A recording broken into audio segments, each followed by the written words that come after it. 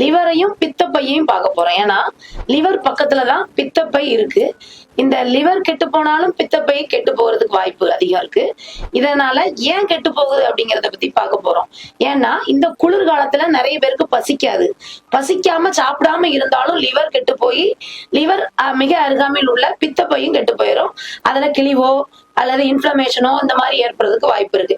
இல்ல அளவுக்கு அதிகமா நம்ம ஆயில் ஃபுட்டா சாப்பிடுறோம், ஜங்க் ஃபுட் நிறைய சாப்பிடுறோம், லேட் நைட் நிறைய சாப்பிடுறோம் அப்படின்னாலும் இந்த லிவர் பாதிக்கப்படும். லிவர் பாதிக்கப்படுறதுனால பித்தப்பையும் பாதிக்கப்படும்.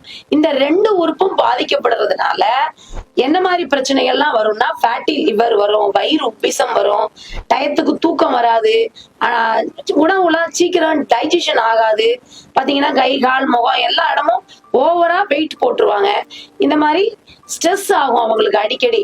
அவங்க உடல் எடையை குறைக்கணும். அதுக்கு என்ன பண்ணணும் அப்படின்னா லிவருக்கும் நம்ம பித்தப்பைக்கும் ஏதுவான உணவு முறைகள்.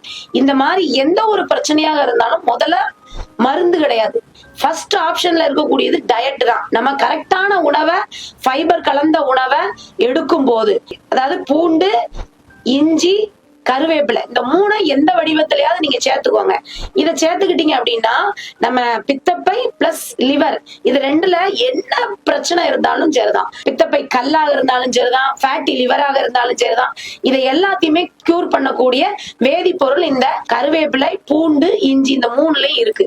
அப்போ இதையும் பயன்படுத்தணும். நம்ம உண்ணக்கூடிய உணவு ஃபைபர் கண்டென்ட் உள்ள உணவா நிறைய எடுக்கும் போது இந்த ஃபேட்டி லிவர், பித்தப்பை சம்பந்தப்பட்ட எல்லா பிரச்சனையுமே சரியாயிரும். செகண்டரி தான் நம்ம மருந்துக்கு அடுத்த கட்டம் தான் போகணும். முதல்ல டயட் தான், அதுக்கப்புறம் சின்ன சின்ன எக்ஸசைஸ் இதெல்லாம் பண்ணுனீங்க அப்படின்னா பின்னாடி உங்களுக்கு இந்த லிவரோ பித்தப்பையாலேயோ எந்த ஒரு பாதிப்புமே இருக்காது. கண்டிப்பா நீங்க இதை செஞ்சு பாருங்க.